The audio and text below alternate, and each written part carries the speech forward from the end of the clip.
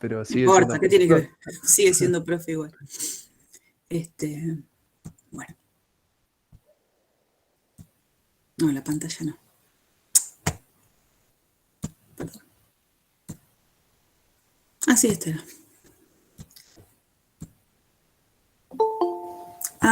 Faltaba Rafael, mira. Bueno, buen día, Rafael. Vamos a empezar con... Nosotros habíamos visto la semana pasada no, la anterior, el concepto de rotor asociado a un campo vectorial, y esta placa lo único que hace es recordar un poco eso. Dado un campo vectorial, si las componentes del campo vectorial tienen derivadas parciales, acá no se le pide ningún tipo de continuidad. La continuidad a lo mejor uno se la empieza a pedir cuando quiere demostrar algún teorema relacionado con el concepto. El rotacional asociado a ese campo vectorial, en el caso en que entonces de que existan las derivadas parciales de las funciones componentes, se presenta o se define a partir de, bueno, esta fórmula que en principio no es necesario que uno la aprenda de memoria, porque el rotacional, que es un nuevo campo vectorial, uno lo puede deducir a partir de pensar en hacer una especie de producto vectorial entre lo que sería el operador nabla, que es el que calcula las derivadas parciales de cada una de las componentes, con el campo vectorial. Eso lo hicimos la semana última de clases, con un ejemplo que cuando uno lo ve desde ese lugar, con esa estrategia, es bastante simple y por supuesto no es necesario aprenderse esto de memoria en absoluto. Sí, lo que vimos, importante, es que si yo tengo una función de 3 variables, de esa función de 3 variables yo le puedo asociar un campo vectorial. ¿Qué campo vectorial? El campo de gradientes. Y cuando tengo un campo vectorial, tiene sentido que yo le pueda calcular a ese campo vectorial su rotacional, su rotor. Cuando estoy en esta situación de hacer el rotacional de un campo de gradientes, eso, por supuesto, con las condiciones de que acá es donde ya es un teorema y por lo tanto le pido condiciones a las funciones componentes, que las funciones componentes tengan derivadas parciales de segundo orden continua, este rotor es el vector nulo. El rotacional es nulo. Acuérdense que yo les decía por ahí, no sé si se ve tanto, pero este cero es un cero negrito de vector, un vector. El rotacional siempre es un vector. Entonces, este teorema lo que me está diciendo es que cada vez que yo tenga entonces un campo vectorial que es conservativo, porque el campo vectorial conservativo, que lo estamos usando tanto, es aquel que se puede escribir como el gradiente de un campo escalar, el rotacional entonces de un campo vectorial conservativo tiene que ser el vector nulo. Y una de las cosas que nos preguntábamos era, bueno, sabiendo eso, ¿no? F conservativo implica que el rotacional del campo es el vector nulo, ver si no hay una vuelta, que sería una buena manera de, para campos definidos sobre R3, verificar si son o no conservativos. Y lo que sí se puede definir no, se puede demostrar que si mi campo vectorial está definido sobre todo R3 y esas funciones componentes tienen derivadas parciales continuas, junto con el dato de que el rotacional es el vector nulo, entonces sí voy a poder decir que el campo es conservativo. Ahí sí. También vimos que se extiende este teorema, que también es válido, pidiéndole un poco menos al dominio sobre el cual está definido. No todos los campos vectoriales van a estar definidos sobre R3. Una amplia mayoría sí, de los que trabajamos nosotros, pero este teorema sigue siendo válido aún en una región en el espacio que sea simplemente conexa. ¿Está bien? Así que se extiende la definición también a ese tipo de... Se extiende, digo, la conclusión también a ese tipo de dominios, simplemente conexos. Iba a decir algo y se me fue, no me acuerdo qué era. Bueno, sobre el final también de la clase, demasiado rápido, creo que lo hicimos, pero porque tampoco es que sea tan difícil de entender, vimos justamente cómo, dado un campo vectorial definido sobre R3, del cual habíamos asegurado que era conservativo, cómo buscamos a la función potencial, que en definitiva cuando uno busca una función potencial, encuentra infinitas funciones y encuentra una familia de funciones potenciales. En esencia, uno hace exactamente los mismos pasos que para campos vectoriales sobre R2, nada más que es un poquito más largo el proceso porque obviamente acá estamos trabajando con campos vectoriales que tienen 3 componentes y donde cada una de ellas puede estar dependiendo también de 3 variables. Eso lo hace un poquito más largo, pero la forma de resolverlo es la misma cuando teníamos campos vectoriales sobre R2. Eso no cambia. Bien. Vimos el concepto de rotacional. Dado un campo vectorial, el rotacional del campo vectorial es otro campo vectorial, que tiene todas estas particularidades que estuvimos viendo en la semana anterior. Lo que vamos a hacer ahora es definir, dado un campo vectorial, un campo escalar asociado a él. ¿Cómo se define la divergencia? Si F, lo que nosotros llamaríamos F raya, ¿no? Esto es todo negrito, un campo vectorial sobre R3, y las derivadas parciales de cada una de sus componentes existen, pero fíjense cuáles son las que necesito que existan. La derivada parcial con respecto a X de la primera componente, la derivada parcial con respecto a Y de la segunda, y la derivada parcial con respecto a Z de la tercera. Si estas 3 existen, yo voy a poder definir lo que es la divergencia del campo vectorial, que es una función escalar, un campo escalar quiero decir, eso significa que me devuelve un número, en donde la definición es esta, la suma de estas 3 derivadas parciales. La derivada parcial de la primera componente respecto a X, más la de la segunda con respecto a Y, más de la tercera con respecto a Z. Así. Dado que nosotros habíamos definido, ¿se acuerdan? El operador nabla, que era el operador que lo escribíamos así. El operador, acuérdense, es como si fuese una función de funciones. Entonces, el operador, cuando nosotros lo aplicábamos a una función escalar, lo que hacíamos era, esperen que cambie el color. Acá es como que está vacío, algo le falta acá, es un nombre nomás. Pero cuando yo se lo aplico a una función escalar, el campo escalar, el campo escalar lo que me devuelve es el vector de gradientes, ¿no? Entonces, cuando hago esta escritura para entender quién es la divergencia, estoy entendiendo esto. Esto es un operador, de nuevo digo, no es un vector concreto, porque es un alguien que se lo voy a aplicar a una función. Entonces, cuando acá de manera reducida se está diciendo que la divergencia se obtiene como el producto escalar entre este operador y el campo vectorial, lo que hay que entender es que vamos a dar nuestra propia interpretación de eso. Cuando yo tengo un producto escalar entre vectores, yo sé que multiplico las componentes homólogas y sumo. Acá tengo que entender que no es que voy a multiplicar esta expresión con esta, sino que lo que voy a pensar es aplico esta operación a la primera componente.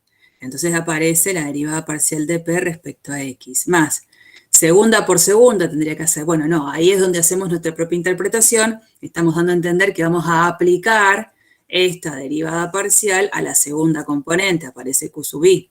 Y lo mismo con la tercera, no es producto, sino que es aplicar la expresión que tengo acá en la componente que corresponde R sub Z.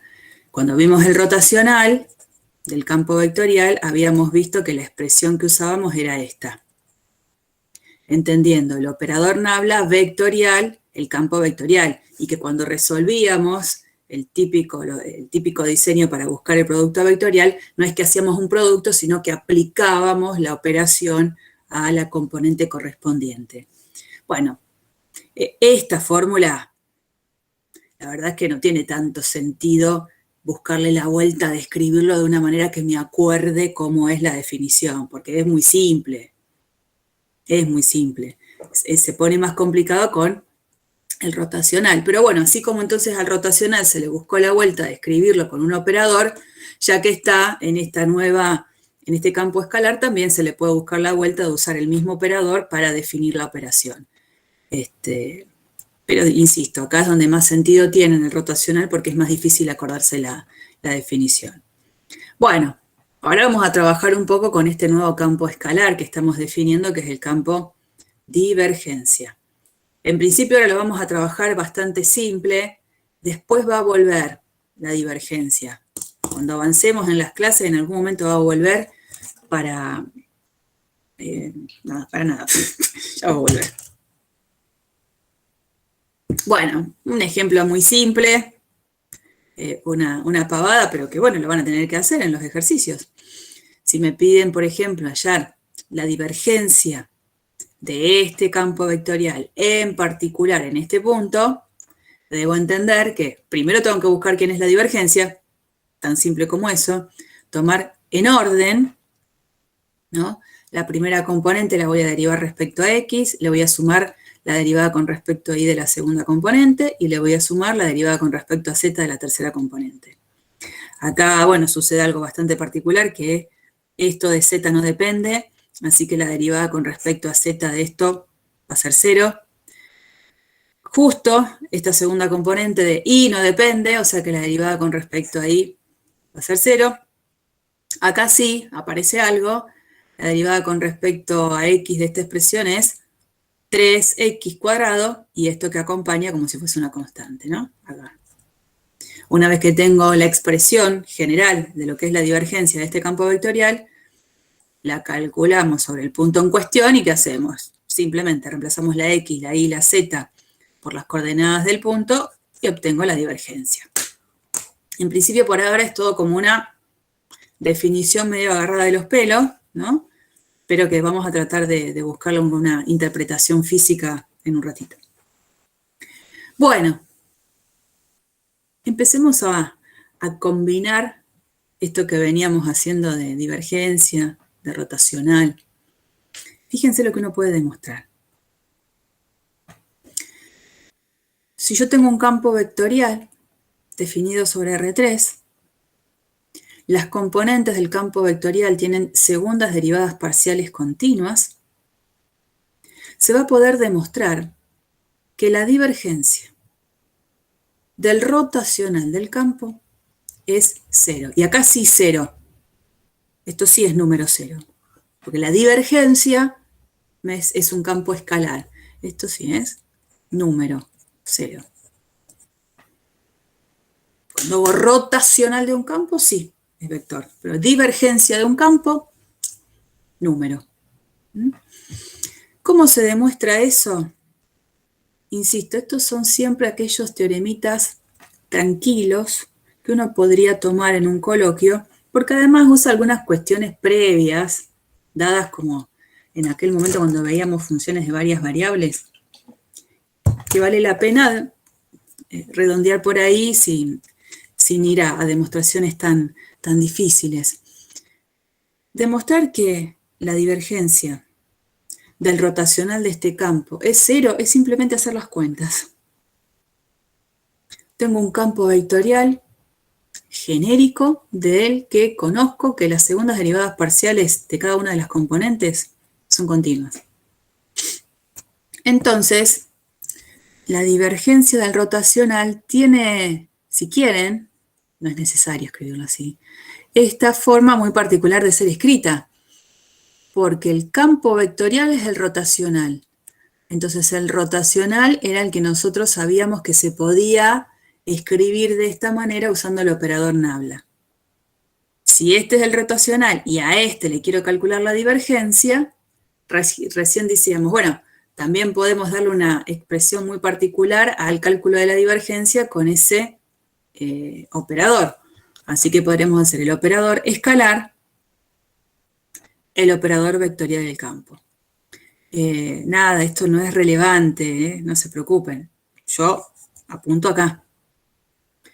Acá tengo las componentes de lo que es el rotacional, y a esas componentes ahora le voy a calcular la divergencia. A la primera componente la derivamos con respecto a x, le sumamos la derivada con respecto a y de lo que es la segunda componente del rotacional, y le sumamos la derivada con respecto a z de lo que es la tercera componente del rotacional.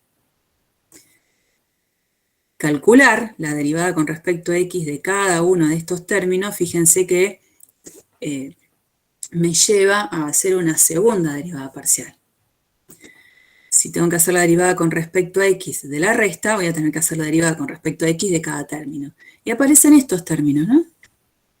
Cuando derivo esto con respecto a x, es derivar dos veces a r con respecto a y con respecto a x. Y le resto la derivada de esto con respecto a x. Bueno, acá está. ¿No? Bueno, voy haciendo eso en cada término. Y aparece una suma-resta de colección de segundas derivadas de las componentes. ¿Por qué da cero todo esto? Por el teorema de Clairaut. Claro, sí, la verdad que Ahí está. sí, yo tampoco soy muy de ocultar lo que dice ahí. No sé si lo viste o no, pero sí es eso. El teorema de Clairaut, ¿qué es lo que me decía el teorema de Clairaut? Que si la función tenía derivadas parciales continuas, las segundas cruzadas tenían que ser iguales. Bien, le pide también la continuidad de esas cruzadas, le pide continuidad de esas. Así que si son continuas esas segundas derivadas parciales, no queda otra que sean iguales las cruzadas. Así que, evidentemente, este se va con este. Más, menos. Q. Acá se va con este. Y bueno, el que queda, que es con P, también se va. Cero. ¿No? Entonces, la divergencia del rotacional de un campo vectorial que cumpla estas condiciones es cero. ¿Dónde lo puedo usar a este teorema? De esta manera, fíjense, este es un ejemplo, me parece que en la práctica hasta puede haber alguno parecido. Si yo tengo este campo vectorial, dice, demuestra el ejemplo, que no se puede expresar a este campo como el rotacional de otro. Es decir, se supone que yo tengo que mostrar que este campo, no puede ser visto como el rotacional de otro. ¿No? No puede ser visto como el rotacional de otro. Y entonces cuando uno quiere mostrar que algo no sucede, habitualmente, ¿qué es lo que hace? ¿Se acuerdan cómo se demostraba por el absurdo?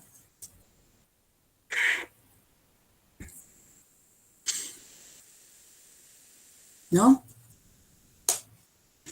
Cuando uno quiere mostrar que algo no pasa, a ver, capaz que se acuerdan, en análisis 1, saben que cada uno viene de una trayectoria distinta en análisis 1, en análisis 1 por ahí uno con el teorema de Rolle, cuando veía todos esos teoremitas donde sacaba jugo a la derivada, había algunos que decía demuestre que tal función sobre cierto intervalo no puede tener más de un punto donde la derivada se anule.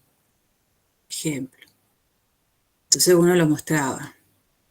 Y mostrar que no puede tener más de uno es suponer que tiene más de uno y llegar a un absurdo. Entonces acá pasa de alguna manera algo similar en la forma en que uno va a demostrarlo. Si yo quiero mostrar que este campo vectorial no puede ser nunca visto como el resultado del rotacional de otro, es decir, estoy diciendo no va a existir un campo G que a la hora de calcularle el rotacional me dé el campo F, demostrar eso es de alguna manera pensar en, supongamos que sí, y encontrar un absurdo, una contradicción. Eso es demostrar por el absurdo. Demostrar que, suponiendo que sí pasa, se encuentra uno con algo que no puede ser, como que 0 tiene que ser igual a 1. No, una situación absurda, algo que es imposible. Y bueno, un poco la idea es esta, ¿no? De suponer, si bien acá está demostrado, yo lo voy a escribir como la manera en la que lo hubiese escrito si no hubiese hecho la captura. Supongamos que existe un campo G, voy a poner la rayita yo, para el cual el rotacional de este campo G me da el campo F. Supongamos que eso existe. Según lo que dice el teorema anterior, la divergencia del rotacional de un campo me tiene que dar 0. Entonces, como las componentes supuestamente de este rotacional serían las componentes de F, son todas polinómicas, o sea que son todas recontracontinuas, debería suceder que la divergencia del rotacional de G, que sería en definitiva la divergencia del campo F, me tiene que dar 0. Resulta que cuando uno calcula la divergencia de ese campo, 0 no da. Da una expresión que es z más x por z, ¿no? Sin embargo, la divergencia del campo que está dando z más xz no es 0. Entonces uno dice, opa, absurdo, ¿qué pasó acá? Eso quiere decir que lo que yo supuse no es correcto. Significa que lo que yo supuse no es algo que pueda suceder. Y entonces esta existencia que supuse de un campo vectorial G no es posible, ¿no? Entonces, por lo tanto, no existe un campo vectorial al que lo llame G para el cual el rotacional de G coincida con el campo F. ¿Mostraron alguna vez cuestiones con absurdo? ¿Se acuerdan haberlo hecho en análisis 1? ¿Algo parecido?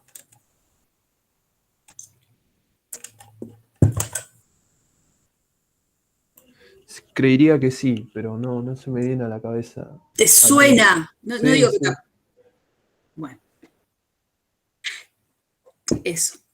Esa es un poco la idea. Suponer que sí pasa y encontrarse con algo que es absurdo. Entonces, cuando uno se encuentra con ese absurdo, decir que lo que uno había supuesto no es posible. Bueno, ahí es donde, por ejemplo, tendría un poco de cabida el teorema anterior. Y esta es la interpretación física de lo que es la divergencia. Por supuesto, como siempre les digo, hasta ahí lo mío. Yo aporto todo lo que puedo buscar y encontrar para tratar de sumar a la interpretación. ¿Se acuerdan que el rotor tenía una interpretación física? Como el rotor es un vector, en definitiva, si yo tenía un campo vectorial que representaba la velocidad de un fluido, de un fluido ahí en movimiento, o de un gas, el rotacional era un vector en el cual me indicaba una dirección alrededor de la cual las partículas en un punto, alrededor de un punto, tendían a girar, y la longitud de ese rotacional indicaba qué tan rápido las partículas tendían a girar alrededor de ese eje. Si el rotacional me daba el vector nulo, quiere decir que las partículas no tendían alrededor del punto en el cual me estaba parando a girar, ¿no? Era una cuestión ahí que no producía remolinos, creo que habíamos dicho. Bueno, la divergencia, que ahora es un número, también le podemos asociar una interpretación física. Supongamos de nuevo que tengo un campo vectorial que representa la velocidad de un flujo, de un fluido, de un gas. La divergencia va a representar la razón de cambio neta respecto al tiempo de la masa del fluido que fluye desde el punto X y Z por unidad de volumen. La masa desprendida que sale o que entra desde el punto X y Z. Como la divergencia es un número, como número puede ser mayor a 0, menor a 0 o puede ser 0. Entonces, si la divergencia llegara a ser 0, el campo se dice incompresible, que dependiendo de dónde lo mire, o se lo llama incompresible o se lo llama selenoidal. Acá hay un poco desde qué lugar uno lo mira, si lo mira desde hidrodinámica o desde la electricidad y el magnetismo, qué nombre uno usa. Pero incompresible o selenoidal siempre uno lo tiene que relacionar con divergencia de un campo nula. Y en este dibujito uno tiende a fijar alguna idea gráfica de qué es lo que sucede. Si yo estoy parada en un punto particular, x0 y 0, y del campo vectorial calculo la divergencia, si la divergencia en ese punto es positiva, quiere decir que en ese punto el gas o el fluido tiende a dispararse, a expandirse.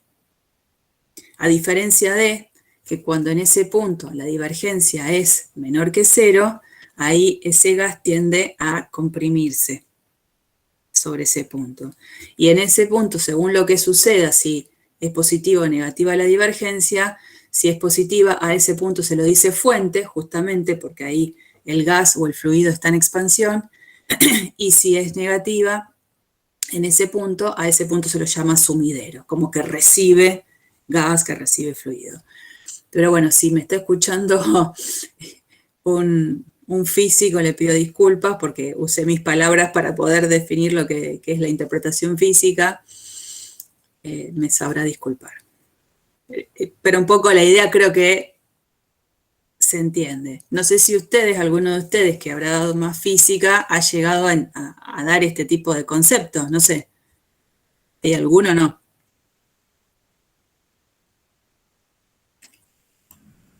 Sí, o sea, no con la divergencia de un campo vectorial, pero sí los conceptos también. En cuanto a los solenoidal, sí, por el flujo de un campo magnético. Está bien, en un solenoide digamos, es constante en el centro de un solenoide, por eso ni diverge ni converge. En cambio, cuando sale el solenoide empieza a diverger en un lado y a converger del otro. Bueno, la próxima vez lo invito a una clase y me hace la misma explicación. A la tarde 5:30, ¿qué tenés que hacer? No, si a mí me escucha el de física también me reta, quédese tranquila. Bueno, muchas gracias por el aporte. Bueno, vamos a salir de acá. Bien, bien. Bueno, hasta ahí entonces divergencia. Ya vimos estos dos nuevos campos, uno vectorial que es el rotacional y uno escalar que es la divergencia. Que, insisto, por ahora vamos a entrar en otros temas, pero van a volver a aparecer más sobre el final. Bien, creo que hasta ahí dimos todo lo necesario para terminar la práctica 6. Ahora ya vamos a entrar en la práctica 7, que es de superficies parametrizadas. Después nos queda una práctica más y después ya entraríamos en ecuaciones diferenciales. Estamos llegando al final, ¿eh? Falta poco, falta poco. Ya dimos el gran grueso de la materia en todo lo que fue el transcurso del año. Bueno, ¿qué es esto de superficies paramétricas? De paramétrico, si yo hablo de paramétrico, vimos algo que es curvas paramétricas. Vimos que una curva tanto en el plano como en el espacio se puede describir a partir de un solo parámetro, ¿no? Si ustedes recuerdan, cuando trabajamos con curvas en el plano, como estoy trabajando con puntos que están en el plano, son puntos de 2 coordenadas, cada curva en el plano la puedo representar a partir de reconocer sus puntos a partir de un parámetro, ¿no? Si este punto está sobre esta curva plana, es un punto de 2 coordenadas, y dado un parámetro t que va a estar variando sobre un cierto dominio, no sé cuál es, pero es un dominio, va a ir generando todos los puntos sobre la curva. De la misma manera, si la curva está en el espacio, ahora los puntos tienen 3 coordenadas, a la curva la voy a poder parametrizar a partir de una función vectorial, donde ese parámetro t va a estar dentro de un cierto dominio. Bueno, ahora lo que vamos a hacer es, con una superficie, estamos pensando en una superficie, tratar de ver de qué manera a cada punto de esa superficie poder describirlo, pero ahora a partir de 2 parámetros. Con un solo parámetro me doy cuenta que no puedo, porque con un solo parámetro, en el espacio, en una expresión como esta, lo que voy a estar definiendo es una curva. Si yo quiero ahora definir una superficie, voy a necesitar 2 parámetros. Superficies y curvas ya los veníamos viendo desde primer año, creo. Cuando nosotros veíamos curvas en primer año, en general las veíamos como las gráficas de una función, qué sé yo, y igual a x cuadrado más 1. Si tengo que hacer la gráfica de esa curva, sé que es una parábola con ramas hacia arriba. Curvas ya veíamos. Lo que hicimos a posterior fue darles el aspecto de, a partir de una parametrización, cómo encontrar la misma curva. Entonces, esa curva de la cual tenía una ecuación cartesiana que la definía, dijimos, bueno, a ver, yo puedo escribir así.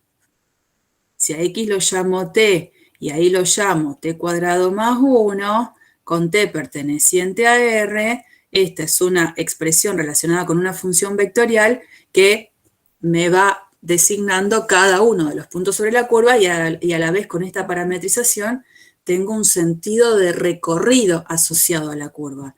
Yo con esta ecuación hago la curva, el dibujo. No tengo ni idea cómo la recorro. Con la parametrización sí. Voy haciendo, suponiendo que este pertenece a R, voy haciendo este recorrido sobre la curva. Con superficies, también trabajamos con superficies. Por ejemplo, si yo pongo algo así, x cuadrado más y cuadrado más z cuadrado igual 4. ¿Puedo reconocer a qué superficie se estaría refiriendo esta ecuación?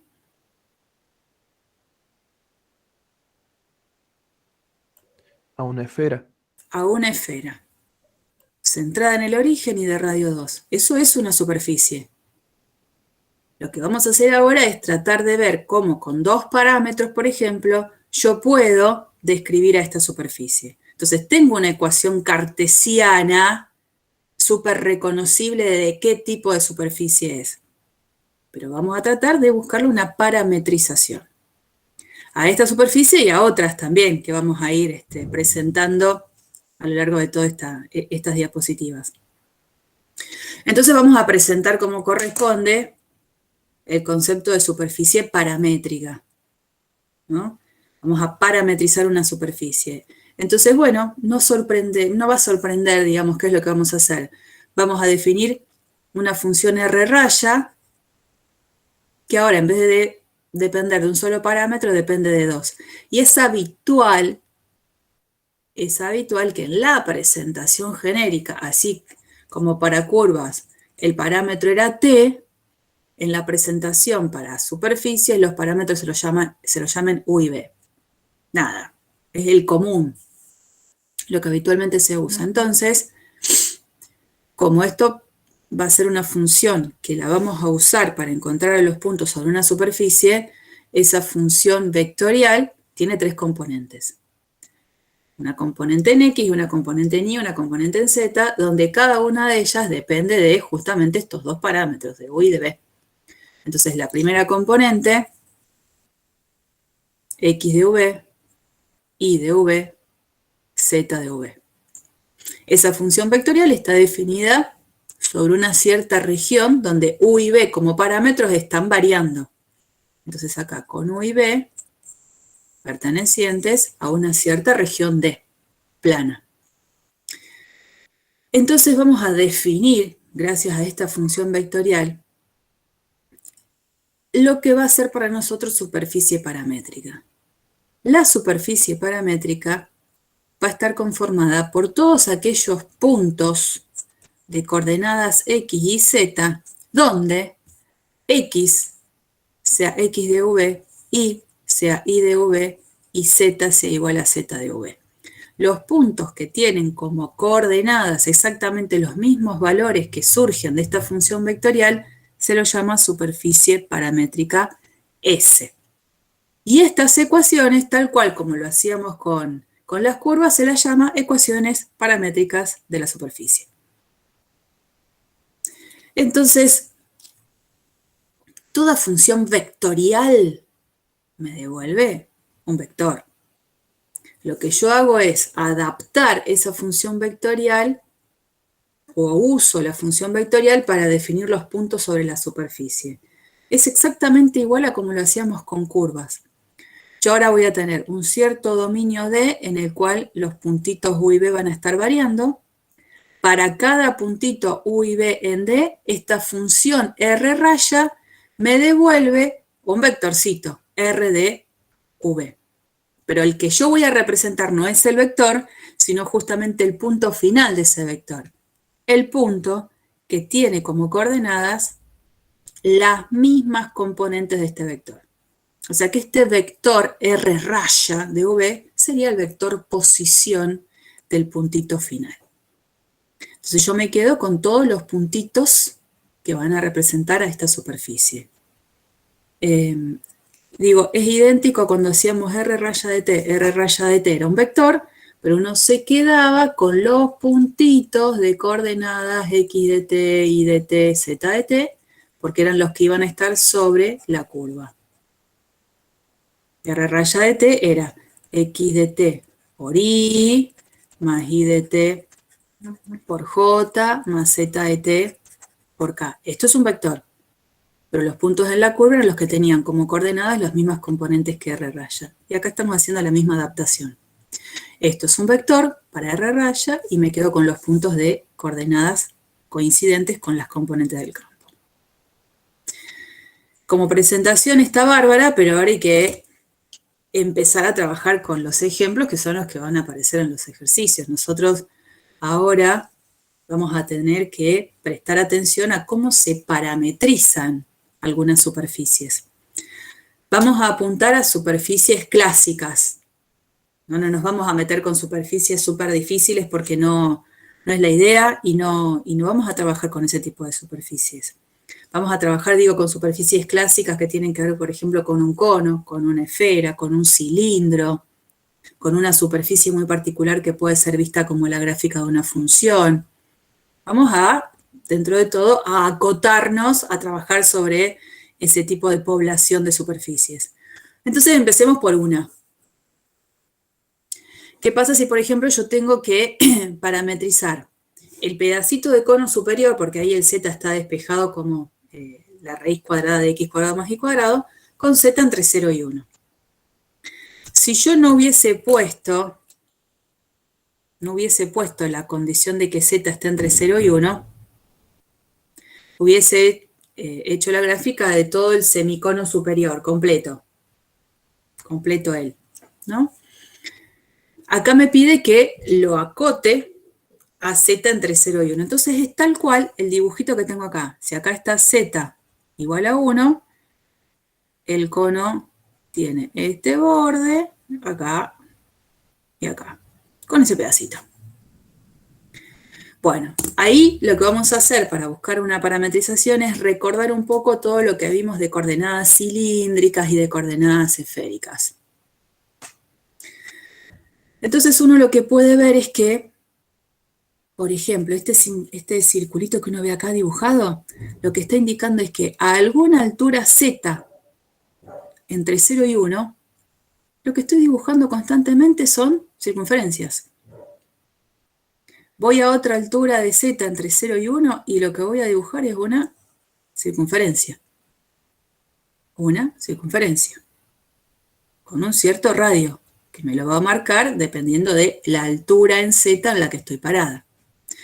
Entonces, ¿por qué no recurrir a lo que son las coordenadas cilíndricas, que son las que están relacionadas con las coordenadas polares? Si parada en una cierta altura R, entre 0 y 1, pido describir las coordenadas X, Y que estén sobre una circunferencia de radio R, lo que le voy a tener que pedir entonces al ángulo θ es que varíe entre 0 y 2π. Y ahí tengo justamente la expresión de una buena parametrización de este cono. Usando las coordenadas polares o cilíndricas, y acá fíjense que hay dos coordenadas, R y θ. El R variando entre 0 y 1 y el θ variando entre 0 y 2π. Se me ocurre que es una buena manera de pensarlo. Me paro en una cierta altura R sobre el eje Z, un R que va a estar entre 0 y 1, y sobre ese R tengo que describir esta circunferencia. Entonces, como va a tener radio R, R coseno de θ, R seno de θ. Y ahí tengo esta parametrización, donde tengo que dejar en claro a dónde varía cada uno de esos parámetros. Y yo los quería llevar al GeoGebra, porque les va a servir. Ustedes, si bien con el GeoGebra han trabajado superficies con ecuaciones cartesianas, vamos a ver de qué manera se puede trabajar también con parametrizaciones. A ver, voy a agrandar un cachito y voy a poner vista, creo que era esta. Sí.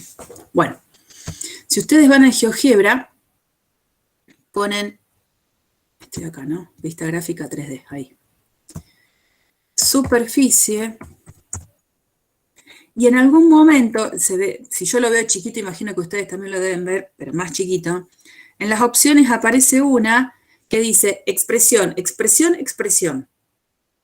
Dice parámetro 1, valor inicial, valor final, y después dice parámetro 2, valor inicial, valor final. Bueno, esa es la que vamos a seleccionar y vamos a ir poniendo las expresiones que teníamos recién.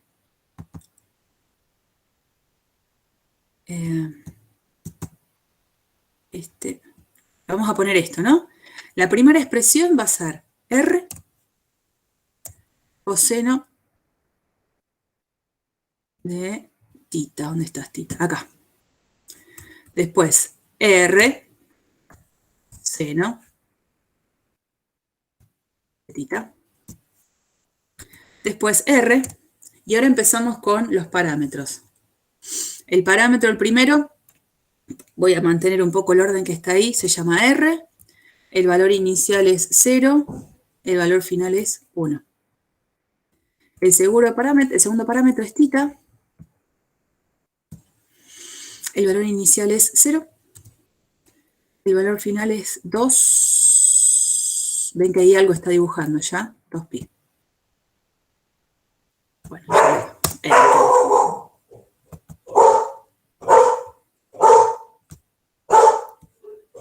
vamos a ver si esto lo bajo un poquito. Bueno, ahí está, ¿no? Vamos a ponerle los nombres a los ejes.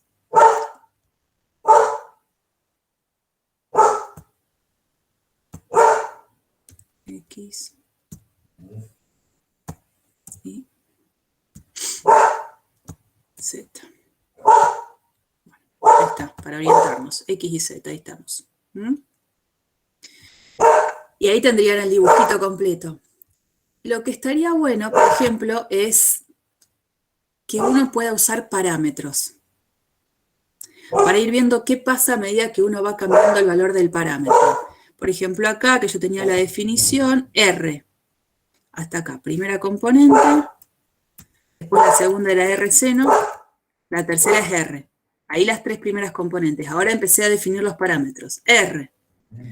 Y acá voy a poner desde 0 hasta, en vez de 1 voy a poner D. Por ejemplo, ¿no? Como para tener un parámetro. Me va a crear un deslizador, perfecto. Lo pone acá. No sé por qué el R, si no le dije nada del R. acá. Yo voy variando el B. No quiero que se vaya para abajo porque no tiene sentido. Al B lo voy a poner desde 0 hasta 3. Y que lo haga fluido. 0.01. A medida que el B va cambiando desde 0 hasta el valor que yo le dije. Pobre, no me hace ya la gráfica, no la puedo hacer. Hasta 3, uno va obteniendo ese cono. Pero a la vez le puedo pedir que haya un deslizador acá, en el tita, entre 0 y C. Que cree el deslizador, el R no lo quiero. Y al C también le voy a pedir, como propiedades, que vaya desde 0 hasta, bueno, le voy a poner 7, suponiendo que eso es aproximadamente 2pi.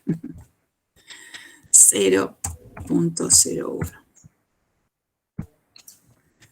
Entonces acá, ustedes dejan un valor fijo en B. Supongamos que dejo el B igual a, bueno, el 1, a una altura de 1. Y fíjense cuando voy girando el ángulo, ¿no? Empecé desde 0, voy girando y va dando toda la vuelta, toda la vuelta, toda la vuelta. Bueno, ahí giro un poco más porque... Pero se entiende, está bueno esto como para que lo chusmeen ustedes. ¿Qué pasa cuando yo voy cambiando el valor del ángulo? ¿Cómo se va generando? Dejo fijo el valor de el extremo de R y cómo se va generando toda la superficie. ¿Está bien? Después háganlo, ¿eh? Ahora lo vamos a hacer después para la próxima. Bien. Esta. Determinar la parametrización de una esfera. La esfera es x cuadrado más y cuadrado más z cuadrado igual a cuadrado. O sea, la superficie la tengo y tengo una ecuación paramétrica, una ecuación cartesiana que la define. Yo ya con eso estoy tranquila. Pero ¿qué pasa? Necesito parametrizarla, porque después vamos a necesitar la parametrización, lamentablemente, para todo lo que sigue. Entonces digo, ¿cómo se puede parametrizar esto? Y bueno, evidentemente es una esfera. Algo con coordenadas esféricas voy a tener que usar. El radio de la esfera es un valor, en este caso, que es constante. Un radio A. Entonces, ¿por qué no usar lo que nosotros conocemos como coordenadas esféricas? A seno de phi, coseno de tita. A seno de phi, seno de tita. Y A coseno de phi. Si yo le pido a phi que varíe entre 0 y pi, y a tita que varíe entre 0 y 2pi, es donde voy a generar toda la esfera. Los invito, para no perder demasiado tiempo en esto, que vuelvan a poner acá, si quieren. Cuando pusimos acá superficie, otra vez, la tercera, y van poniendo cada una de esas expresiones. Ahí no le van a poner A, porque no va a entender quién es el radio. Pónganle un radio, 2, qué sé yo, y hagan el dibujito. Van poniendo todas esas expresiones, valor inicial, valor final, y van a ver el dibujo de la esfera. Y los invito a que en el valor final pongan un nombre que no sea, fíjense que acá el GeoGebra le asignó con el valor de A la superficie cónica. Así que tengan en cuenta de no poner como parámetro el número, o la expresión A, porque no va a entender nada. Por eso puse yo B y C. ¿Está bien? Mantengan un poco eso porque si no les va a quedar cualquier cosa. Y vayan viendo cómo se va generando un casquetito, cómo se va generando toda la esfera a medida en que van cambiando el valor del parámetro. Es interesante que lo hagan porque es donde van a empezar a darse cuenta cómo tiene que variar un parámetro para generar lo que quiero.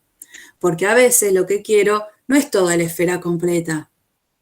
Quiero un casquetito o quiero una porción, un gajito de esa esfera. Y tengo que tratar de reconocer a dónde tendrían que estar variando estos parámetros para quedarme con lo que quiero. Acá estoy segura que me quedo con toda la esfera completa. ¿Mm?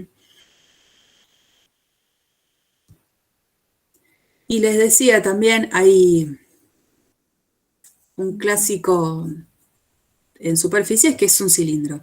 Este cilindro está trasladado. Este cilindro, fíjense, es x cuadrado más y menos 3 al cuadrado igual a 9 con z entre 0 y 5. Es un cilindro que está trasladado. Yo creo, estaría bueno, si bien este es el más difícil y está escrito por completo, que podríamos primero trabajar con la parametrización del cilindro, donde el eje del cilindro sea el eje Z. El cilindro lo vamos a poner así, x cuadrado más y cuadrado igual 9, y con z entre 0 y 5. ¿Cómo podría yo describir a este cilindrito, ¿no? Esa banda, así, a partir de un par de coordenadas? Si yo, por ejemplo, a la altura de, acá tengo 0 y acá el punto final es 5. Si yo cortara esa superficie a la altura de z igual a 1, ¿con qué me encuentro?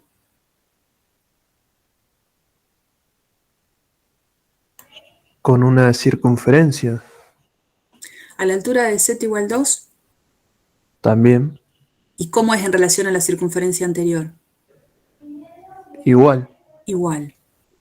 O sea que si yo a esa banda que tengo ahí en ese cilindro la cortara a la altura de z igual a algo, entre 0 y 5, lo que voy a obtener constantemente es una circunferencia. ¿De qué radio? 3. 3. Entonces, una opción que uno puede manejar en esta parametrización, R raya, ahora vamos a ver los parámetros, es, sé que cuando me para a la altura de un cierto z, lo que voy a obtener es una circunferencia de radio 3. Entonces voy a poner 3 coseno de tita, 3 seno de tita. Cuando tita varía entre 0 y 2pi, yo estoy segura que se genera toda la circunferencia. ¿Y z qué le voy a poner? Porque hasta ahora apareció un solo parámetro. Tita. Supongamos acá pongo tita. ¿Cuál sería la expresión que le tendría que estar poniendo a z? Porque necesito otro parámetro más. Z mismo. Claro, acá es el mismo el que va a funcionar como parámetro. Le puedo poner acá. Z es como libre. Para cada valor de z entre 0 y 5, yo quiero que se genere una circunferencia. Entonces, tita va a tener que estar entre 0 y 2pi para que cuando me paro a una cierta altura de z se genere toda la circunferencia, y a z le voy a pedir lo que dice el propio ejercicio, que se encuentre entre 0 y 5. Y ahí tengo la variación de los dos parámetros y tengo una parametrización de esa superficie. Es ahí bastante más simple porque el cilindro está centrado donde el eje del cilindro es el eje Z. Entonces esta sería una buena parametrización. Acá pueden poner Z tita o tita Z, no es que hay un orden para las coordenadas, acá se me ocurrió poner ese orden. ¿Estamos? Bien. Ahora, se complica un poquito la parametrización cuando ese cilindro se me trasladó un toque. Ya el eje del cilindro no es el eje Z. Paralelo al eje Z es, pero no es el eje Z, ¿no? Este cilindro, x cuadrado más y menos 3 al cuadrado igual 9, con z entre 0 y 5, está centrado, o al menos la intersección, digo, del cilindro con el plano XY, es una circunferencia que está centrada en un punto que ya no es el origen. El centro es el 0,3. Entonces, si acá tengo el eje X, acá tengo el eje Y, este puntito por acá sería el centro de esta circunferencia pensando en esa intersección que se obtiene con el plano XY. Digo, bueno, me doy cuenta que este cilindro sí tiene, como el anterior, la posibilidad de pensar que hay una coordenada que va a ser Z, que va a variar entre 0 y 5. Ahora, ¿cómo describo para cada valor de Z específico que me quiero quedar con una circunferencia que está por acá? Me paro en otro valor de Z, otra circunferencia. Lo que tengo que cambiar es cómo se escribe el X y el Y en función de θ. Y ahí es donde recurrimos a justamente curvas en coordenadas polares. Esta ecuación sobre el plano XY, dijimos, representa una circunferencia. Entonces, ¿por qué no pensar cómo sería su ecuación polar? Alguna vez ya lo hemos hecho, cuando hacíamos el curva con coordenadas polares. Reemplazo, primero y principal acá distribuyo, ¿no? Y menos 3 al cuadrado es el cuadrado del primero, menos el doble producto del primero por el segundo, más el cuadrado del segundo. Este 9, con este 9 se va. Y acá agrupo x cuadrado más y cuadrado es r cuadrado. Y menos 6y, en vez de poner menos 6y, pongo menos 6 r seno de θ. De acá, si ustedes recuerdan, lo que uno hacía era sacar factor común r, y entonces queda r menos 6 seno de θ, igual 0. Entonces, para que esto sea igual a 0, tengo dos opciones. O r vale 0, o esto es 0, lo que significa que r tiene que ser igual a 6 seno de θ. De estas dos ecuaciones, esta la descarto porque esta no representa a la circunferencia en el plano XY que tengo acá abajo. Me quedo con esta. Y lo que sí me daba cuenta en ese dibujito es que θ no necesitaba variar entre 0 y 2pi, sino que θ necesitaba variar solo entre 0 y pi para obtener a toda la circunferencia completa. Entonces eso que acabo de encontrar, de ver cómo r varía en función de θ, es donde lo llevo a las componentes para justamente parametrizar la superficie. En una primera instancia, uno se da cuenta que x e y se van a escribir como r coseno de θ y r seno de θ, pero este r no es constante como pasaba acá, porque las circunferencias estaban todas centradas sobre el eje z. Entonces este r lo vamos a escribir como 6 seno de θ, 6 seno de θ. Acá como me queda 6 seno de θ, otra vez por seno de θ, me queda 6 seno cuadrado de θ. Acá es 6 seno de θ coseno de θ y z es z. Y entonces ahí obtengo la expresión de parametrización de esta superficie. Queda en función de θ, queda en función de z, pero la expresión ya no es la misma que la anterior. Acá θ no necesita variar entre 0 y 2pi. ¿Por qué? Porque el r varía del θ. Dependiendo en qué θ estoy, es cómo queda el r. Es como que acá se empieza como a ensamblar lo que habíamos visto de coordenadas cilíndricas, esféricas y también polares, con lo que ahora usamos para parametrizar una superficie.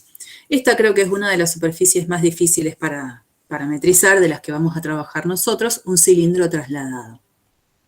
Ahora, si esta es la que yo les digo es la más difícil y la estamos compartiendo, no van a tener problemas para parametrizar las superficies de los ejercicios. Tienen acá los modelos. De nuevo insisto, con que vayan al GeoGebra y hagan exactamente lo mismo que hice yo para esta superficie. Van a poner superficie, van a poner esto, los parámetros se llamarán θ y z y le van a poner la variación. Y una superficie más clásica es esta.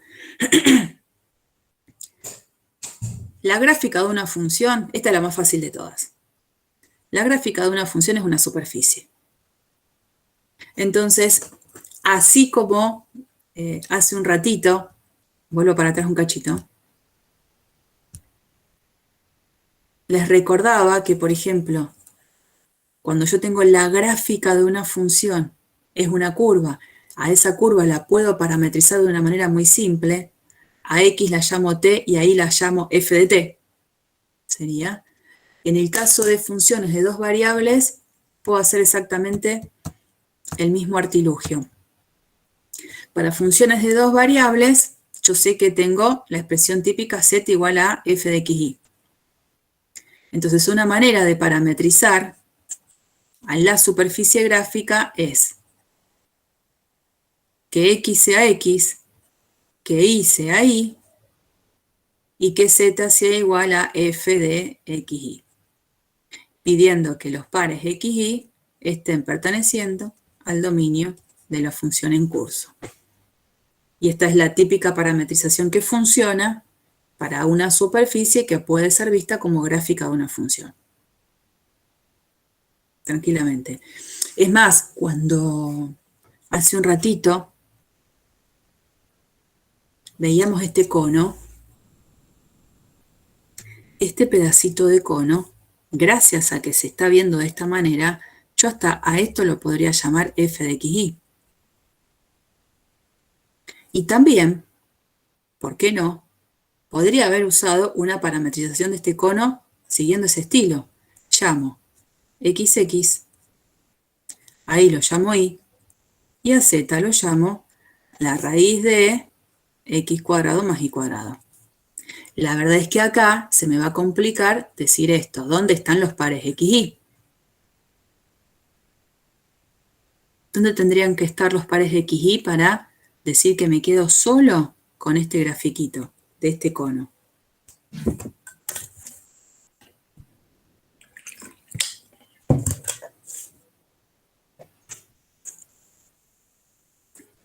¿Dónde les parece?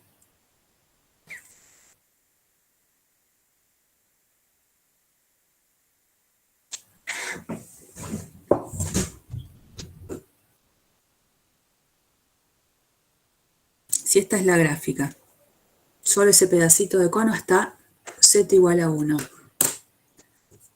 ¿Qué dominio debería yo considerar para solo quedarme con ese pedacito de cono?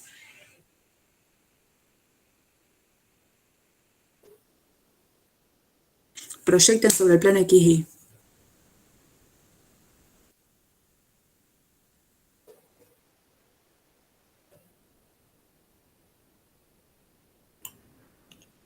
Desde -1 a 1 sería. No, es que justamente no sé si va a ser tan simple decir, sí, x va desde -1 a 1 y va desde...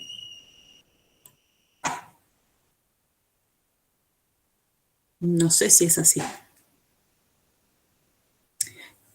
Cuando uno quiere ver el dominio de ese dibujito que tiene ahí, que hace proyecta sobre el plano XY y se fija quiénes son los XY que quedaron marcados para entender cuál es el dominio. Si yo a ese cono lo proyecto sobre el plano XY, ¿qué obtendría en ese dibujo?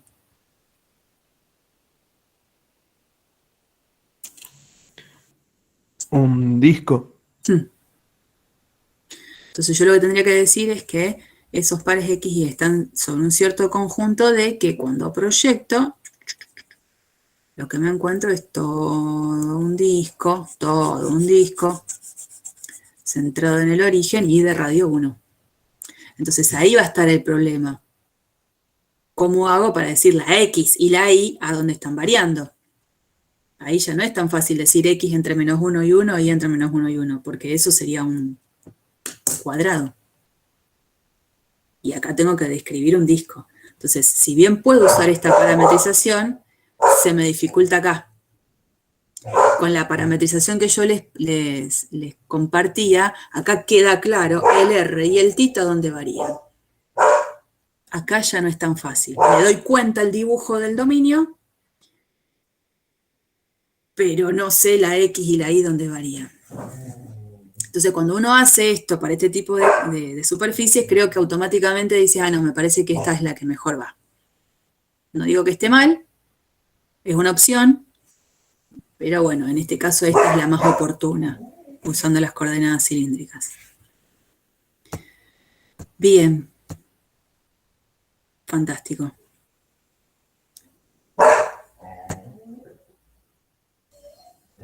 Bueno, este apunte es muy largo, por supuesto, hoy no lo vamos a dar, pero para nada completo, pero sí quiero avanzar un poquitín. Vimos la presentación de superficies pensando en parametrizar las superficies. ¿Qué es lo que vamos a hacer con eso? Bueno, esto es solamente recordatorio con otro dibujito que también estaba lindo y lo aporté. Acá, nada, esta superficie es rarísima. Superficie tubular helicoidal. Nada, no vamos a trabajar nunca con esta superficie, pero es fantástica. Y acá tienen la parametrización, por ejemplo, que la pueden hacer ustedes en el GeoGebra. Y acá no, lo único que hago es compartirles esa expresión que tienen que buscar en el GeoGebra para parametrizar. No es nada de eso. Bueno, vamos con aunque sea algunos ejemplitos distintos. Estos ejemplos son al revés, que lo van a tener en la práctica. Van a tener la parametrización de una superficie y son ustedes los que van a tener que hacer la gráfica de la superficie. O sea, la parametrización no la van a buscar, se la van a dar. Pero con eso deberían dibujar. Entonces yo puedo ser astuto y decir, lo meto en el GeoGebra y me lo grafico, o veo de qué manera yo esto lo puedo solucionar. Entonces pensemos en esta situación. Yo tengo esta parametrización, R de V, y las expresiones son estas. 2U menos B, primera componente, U más B más 1, segunda, U, tercera. Estas serían las ecuaciones paramétricas en todo caso. Si bien esta era la función vectorial, yo me quedo con las ecuaciones paramétricas. X igual a la primera componente, Y igual a la segunda, Z igual a la tercera. Tengo que buscarle la vuelta de ver si puedo sacarme de encima los parámetros y ver alguna ecuación cartesiana que yo reconozca para después hacer la gráfica. Es idéntico a lo que también habían hecho para curvas. A veces le daban la parametrización de una curva y ustedes la tenían que dibujar. ¿Y qué trataban de hacer? Se sacaban de encima el parámetro t para ver si reconocían una ecuación cartesiana en la que digan, sí, ya entendí cuál es la curva. Bueno, esta parametrización, yo no sé si ustedes vieron en álgebra y geometría las ecuaciones paramétricas de un plano. ¿Ustedes vieron eso?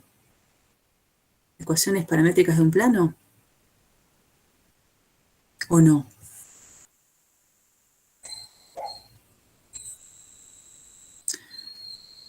¿Están ahí? ¿Están ahí? Sí, pero no recuerdo bien. Bueno, no importa, yo no estoy diciendo si se acuerdan cómo era, digo, les suena ecuaciones paramétricas, pero de plano, porque uno vio todo el tiempo ecuaciones paramétricas de recta, de plano también. Sí, ya está, la del plano, la del vector perpendicular. No. En el plano, no importa ahora tanto, pero en el plano, para encontrar ecuaciones paramétricas del plano, vos necesitabas dos vectores paralelos y un punto de paso. Lo que vos decís es para buscar la ecuación cartesiana del plano, un vector normal. Claro, sí, ya está. Bueno, existían ecuaciones paramétricas de plano. Entonces uno, si se acuerda de eso, acá reconoce las ecuaciones paramétricas de un plano, donde va a reconocer bien quién es el punto de paso y quiénes son los dos vectores que se usan paralelos al plano. Si no, me puede pasar que hasta no lo hayan dado, y no es preocupante eso. La idea es ver si me puedo sacar de encima los parámetros. Y entonces acá, pues, nada, es una propuesta. Si uno suma la X con la Y, suma estos dos parámetros y entonces les va a quedar que 2U más U es 3U, menos B con B se va y me queda 1. Y como la tercera componente, que es z, es igual a u, acá van a poner z. Y entonces ya les queda, de una manera muy simple, esta ecuación, que cuando la reacomodan un toque, es lo que uno sí reconocería como la ecuación cartesiana de un plano, donde identifican quién es el vector normal, por ejemplo. Entonces dice, ah, sí, esto es plano. Cuando no me dicen dónde varían los parámetros, tengo que entender que varían en el conjunto más amplio posible en el que pueden variar. Entonces, U y B, los dos, en este caso, como no me dicen nada, interpreto que varía en el campo de los números reales, los dos. Y bueno, y este en realidad no es nada que ustedes no conozcan. Si yo les digo que tengo una superficie que está parametrizada de esta forma, automáticamente creo yo que se van a acordar de coordenadas esféricas. Y entonces, como acá, supuestamente, yo tengo que sacarme de encima los dos parámetros que existen, que son θ y φ, porque evidentemente acá el A lo estoy considerando como un valor constante positivo. Bueno, si hacen las mismas cuentas que hacíamos en coordenadas esféricas, a propósito, elevando al cuadrado cada una de las expresiones y sumando, uno se encuentra con la clásica ecuación cartesiana de la esfera, donde identifica el centro y el radio. Puede pasar esto. En los primeros ejercicios de esa práctica, creo que la idea es, si mal no recuerdo, justamente les dan ecuaciones paramétricas de superficie y ustedes tienen que buscarle la vuelta de eliminar los parámetros y ver de qué superficie se trata. Bueno, y solo a modo de presentación esta parte, me voy a quedar solo con esto hoy, plano tangente. Como es una superficie, de esa superficie me va a interesar calcular a mí el plano tangente. Esto ya lo hicimos, pero pensando en superficies que fueron vistas como gráficas de una función de dos variables. Entonces, cuando yo tenía un punto y tenía que buscar el plano tangente, las derivadas parciales iban a ser un aliado para mí y buscaba la ecuación. También vimos, que pueden no acordarse hoy, que calculamos planos tangentes a superficies de nivel de funciones de tres variables. También las derivadas parciales tenían ahí un protagonismo importante. Bueno, ahora, en este contexto, puedo pensar en plano tangente de una superficie de la cual conozco una parametrización. ¿Y eso cómo lo hacemos? Encontrar el plano tangente.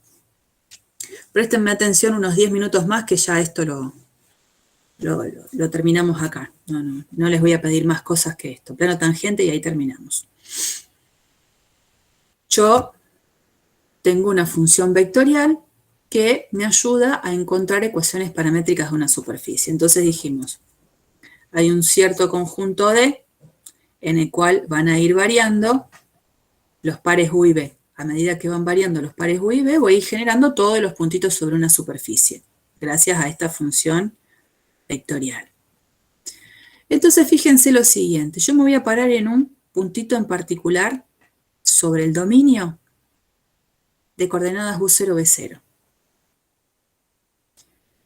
Si nosotros mantenemos a U constante, dejando U igual a U sub 0, cuando hago variar B, obtengo todos los puntitos que están acá. Todos estos puntitos comparten el hecho de que U se mantiene con un valor fijo U0 y B varía de tal manera que todos estos puntitos se queden en el dominio de D. Cuando yo todos estos puntitos de acá, donde evidentemente acá hay solo un parámetro considerado como tal, porque el primero se mantiene constante, si a todos esos puntitos le aplico la función vectorial, lo que me voy a encontrar en la superficie es con una curva. Una curva en la que acá nosotros le estamos llamando C1. Es decir, si no miro la función sobre toda la región D, miro solo sobre un sector donde un parámetro es constante y el otro es el que varía, la función vectorial genera una curva. En ese puntito particular P0 que surgió de haber calculado R en X0 y 0, yo puedo buscar de esta curva el vector tangente. ¿Por qué? Porque acá la única que está funcionando como parámetro es B. Si yo hago la derivada de R respecto a B, sé que tengo este vector tangente a la curva. No sé, mirará para acá o mirará para allá dependiendo de cómo sea el recorrido sobre esta curva C1. En este dibujito, bueno, el vectorcito apunta para este lado. Tengo este vector. Ahora la idea es hacer lo mismo, parada en este punto, pero ahora dejando B con un valor constante y haciendo variar U. Si yo calculo la función vectorial sobre todos estos puntitos, en la superficie lo que voy a generar es ahora una curva, que acá la estamos llamando, bueno, ahí se medio fue ahí, una curva que acá la estamos llamando C2, ¿no? Esta. En este mismo punto, que es el U0, B0, o sea, R en U0, B0, esta curva va a tener un vector tangente. Acá estamos pensando a todos estos puntitos que son de la forma U, B0. El que funciona como parámetro es U. Entonces, si yo derivo a R en función de U, voy a tener ese vectorcito.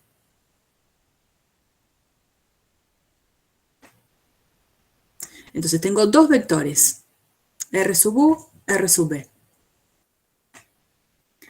Si estos dos vectores son tales que su producto vectorial no es el vector nulo, a esa superficie se la llama suave. ¿Se acuerdan que también trabajábamos con curvas suaves? Ahora es superficie suave. Y si entonces este producto vectorial no me da el vector nulo, voy a poder definir en este puntito plano tangente. El plano que tiene como vector normal el producto vectorial entre estos dos, que no había sido el vector nulo. Y el punto de paso lo tengo, ese. Así que queda en realidad definido este plano tangente como aquel que tiene este vector normal y que pasa por el punto concreto que me piden que pase. Es muy parecido a lo que veníamos haciendo antes con plano tangente a superficies miradas como gráficas de una función o superficie de nivel de una función de 3 variables. Es parecido, es buscarle la vuelta de buscar un vector normal. Entonces, sí, para terminar, por ejemplo, tendríamos un ejemplo. Si yo tengo la superficie parametrizada de esta forma, x igual a u cuadrado más b, y igual a b, y z igual a u más b cuadrado, en el punto que surge por elegir u igual 3 y b igual 0, lo que quiero es la ecuación del plano tangente. Entonces, ¿qué hago? Tal cual lo que decía la placa anterior. Si esta es mi función vectorial, la derivo respecto a u y la derivo respecto a b. ¿Qué significa derivarla respecto a u? A cada componente la derivo con respecto a u. Y tengo un vector. O sea que si de este vector quiero saber sus componentes, la primera sería la derivada de esta respecto a u, 2u. La derivada de esto respecto a u, 0. La derivada de esto respecto a u, 1. Ese es el vector. La derivada de R respecto a B, si quiero saber sus componentes, bueno, derivo esta primero con respecto a B, 1. La derivada de esta respecto a B, 1. La derivada de esta respecto a B, 2B. Estos dos vectores los pongo acá y los involucro en un producto vectorial. Este es el vector que obtengo, que va a ser el vector normal. como lo quiero en un punto en concreto, resuelvo y digo, bueno, a ver, U vale 3, B vale 0. Este es el vector normal. ¿Y quién es el punto de paso? Bueno, de reemplazar en la expresión original U por 3 y B por 0, el punto de paso es este. Y bueno, doy las ecuaciones como yo conozco de un plano. Las componentes, acá sería 1, del vector normal y la condición del punto de paso.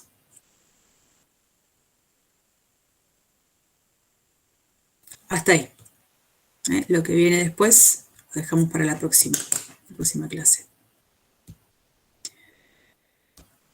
Digo, a lo mejor puede no ser tan linda toda esta parte, pero cuando uno llega a una fórmula es donde uno me parece que llega a una base que se siente más cómodo. Uno en matemática dice, ¿no? Dame una fórmula, dame una fórmula. Bueno, acá está.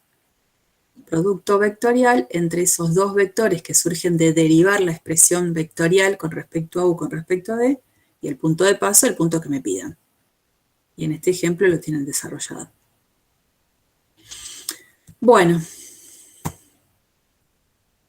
suficiente.